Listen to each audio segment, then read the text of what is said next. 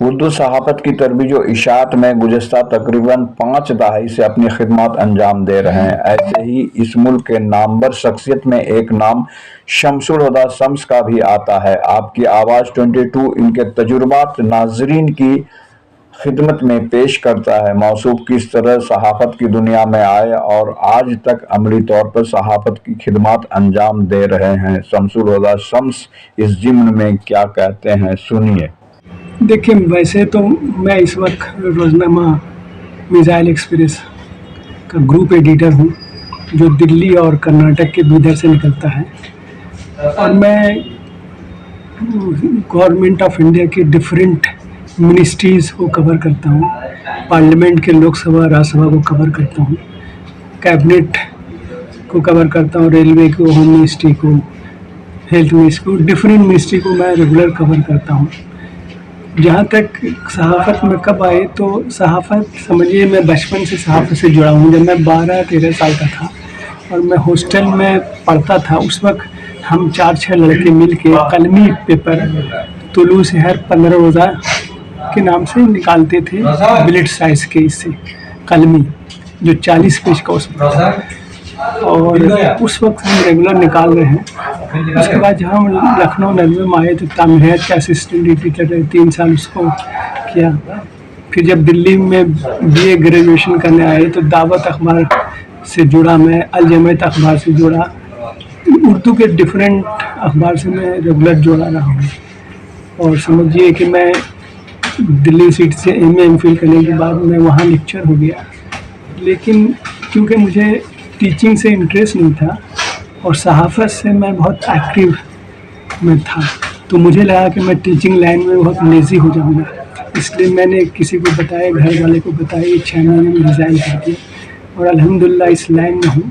اور میں اپنے آپ کو اس میں مجھے کوئی پچھتاوا نہیں ہے، میں کامیاب ہوں، اور الحمدللہ میں آدھی دنیا گھوم چکا ہوں، مختلف امریکہ، یورپ، فرانس وغیرہ، سعودی عرب وغیرہ، جیسے کافی ملکوں کو پرائم منسٹر کے ساتھ، وائس پریزیڈنٹ کے ساتھ میں گھوم چکا ہوں۔ اور میں ابھی بھی پارلیمنٹ کے راجیہ سبھا کے میڈیا ایڈوائزری کمیٹی میں جوائنٹ سیکرٹری ہوں، اور اخبار اور الیکٹرونک میڈیا، صحافت، چاہے وہ ہندی، اردو، کوئی بھی اس سے ریلیٹڈ چیزوں کو میرے سامنے بہت ساری چیزیں آتی ہیں، میں اس کو سالو کرتا ہوں۔ مختلف زبانوں میں اخبارات شائع کیے جاتے ہیں، آپ اردو صحافت کو کہاں پاتے ہیں؟ دیکھیے، صحافت کا جہاں تک تعلق ہے، شاید آپ کو علم ہو کہ ہندوستان میں سب سے پہلا جو اخبار شروع ہوا وہ اردو کا تھا، اردو کا اخبار شروع ہوا، بعد میں انگلش، ہندی اور ڈفرینٹ لینگویج کے شروع ہوئے۔ جانے جہاں نما اخبار تھا جو پہلا اردو کا بھی اخبار تھا اور ہندوستان کا بھی، اس کے بعد سے سارے ہندی، انگلش یا ڈفرینٹ ریجنل لینگویج میں اخبار شروع ہوئے۔ جہاں تک آج کی بات ہے، آج اردو، ہندی، انگلش کے جو حالات ہیں اکنامک طور پر، اردو کا بھی وہی حال ہے، ہندی کا بھی، انگلش کا بھی، اور جہاں تک ڈیولپمنٹ ترقی ہے، جو ترقی ہندی کے اخبار میں ہے، انگلش کے ہے، پرنٹنگ میں یا کمپیوٹرائز میں، وہ سب ساری فیسلٹی اردو میں بھی اویلیبل ہے، ساری سب دستیاب ہے۔ تو اس لیے ہم انگلش سے یا ہندی سے اردو اخبار کو الگ نہیں کر سکتے ہیں، الگ نظریے سے نہیں دیکھ سکتے ہیں، سارا ایک ہی ہے۔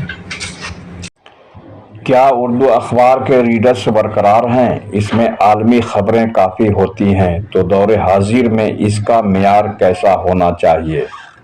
اردو اخبار کا جو اس وقت معیار ہے وہ ہندی اور انگلش کے کسی طرح اسٹینڈرڈ کم نہیں ہے، ان کے برابر ہے، چاہے وہ نیوز میں ہو، ویوز میں ہے، پریزنٹیشن میں ہو، پرنٹنگ میں ہو، کسی طرح سے کمتر نہیں ہے۔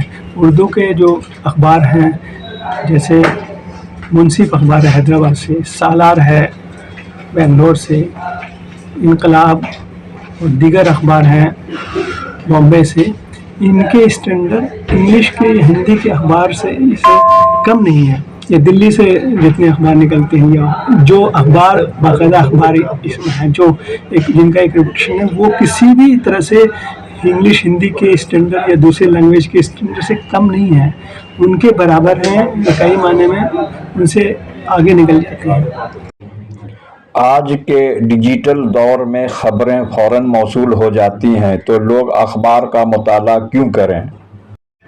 देखिए, डिजिटल का जहाँ तक ताल्लुक है, डिजिटल के इसमें हर लैंग्वेज के अखबार आ जाते हैं, इंग्लिश हो, हिंदी हो, उर्दू हो, मलयालम हो, तेलुगु, मतलब रीजनल बंगाली जो भी हो सब आ जाते हैं। लेकिन जो अखबार जो प्रिंट के शक्ल में आता है वो जिस तरह से ऑथेंटिक माना जाता है, वो डिजिटल या कोई दूसरे इवन इलेक्ट्रॉनिक मीडिया में टीवी चैनल के भी जो खबरें आती हैं वो ऑथेंटिक नहीं मानते, इतना नहीं माने जाते जितना जो छप के आया था अखबार में। लोग बोलते हैं कि अखबार में ऐसा आया जी, तो अखबार का जो मेयार है और अखबार की जो अहमियत है पब्लिक आवाम के नज़र में, वो किसी और डिजिटल में या किसी में नहीं है। हाँ ठीक है, उनको खबर का ये हो जाता है, मगर वो ये 100% नहीं रहता है कि साहब ये खबर बिल्कुल सच्ची है जब तक कि अखबार में नहीं आ जाता है। तो इसका जो स्टैंडर्ड है, मेयार है, वो प्रिंट मीडिया का है। लोग इसको तस्लीम करते हैं, तस्दीक करते हैं इसकी। हालिया दौर में उर्दू अखबारात के मुकाम क्या हैं? तरह सारे अखबार, उर्दू ही नहीं, हिंदी, इंग्लिश, रीजनल अखबार अपने मुकाम पर हैं, क्योंकि उनका भी डिजिटल एडिशन भी उनका है, तो वो बरकरार है बिल्कुल। उर्दू का भी बरकरार है और दूसरी लैंग्वेज का भी बरकरार है। मैं देख रहा हूँ उर्दू अखबार और इंग्लिश अखबार को भी देखता हूँ, लेकिन आज जो खबरें, हालात जो फ़लस्तीन और इसराइल की सबसे ज़्यादा खबरें अगर कोई छाप रहा तो वो उर्दू है। ये वजह ये है कि जो फ़लस्तीन से यहाँ के अवाम का जज्बाती ताल्लुक़ है, और ख़ास तौर से बेंग मुसलमान होने की हैसियत से उनके जज्बात ज़्यादा उनसे जुड़े हुए हैं। इसलिए उर्दू अखबार वही पेश करता है जो आवाम जिसको पसंद करती है, आवाम जो चाहती है, उसी के मुताबिक, चूँकि आवाम को पसंद है, आवाम चाहती है कि ज़्यादा उनसे मालूमात है, तो उर्दू अखबार उसी तरह से उनको पेश करता है, इसलिए पेश करता है। आज उर्दू के फ़रोग़ में उर्दू अखबार का क्या रोल है? उर्दू के फ़रोग़ में उर्दू अखबार का रोल है, और उर्दू के फ़रोग़ में सबसे ज़्यादा मदरसे का कंट्रीब्यूशन है। मदरसा जो आज के मदारिस में जो है उर्दू को फ़रोग़ में और उर्दू के बक़ा में, उर्दू को बाकी रखने में, ज़िंदा रखने में उनका बहुत बड़ा रोल है, क्योंकि वहाँ से, क्योंकि ज़्यादातर जो मदारिस में पढ़ाई होती है उर्दू मीडियम से होती है, और वही लोग ज़्यादा उर्दू अखबार, मैगज़ीन और ये सब पढ़ते हैं, फिर वहाँ से निकल कर आते हैं, वो अपने बच्चों को पढ़ाते हैं। इसलिए अखबार को अगर उर्दू लैंग्वेज ज़िंदा है तो अखबार भी ज़िंदा है। ये थे मिसाइल एक्सप्रेस के ग्रुप एडिटर जनाब शमसुल हुदा शम्स, जिन्होंने उर्दू सहाफ़त को बहुत करीब से देखा है और इसे एक जज्बे के साथ परवान भी चढ़ा रहे हैं।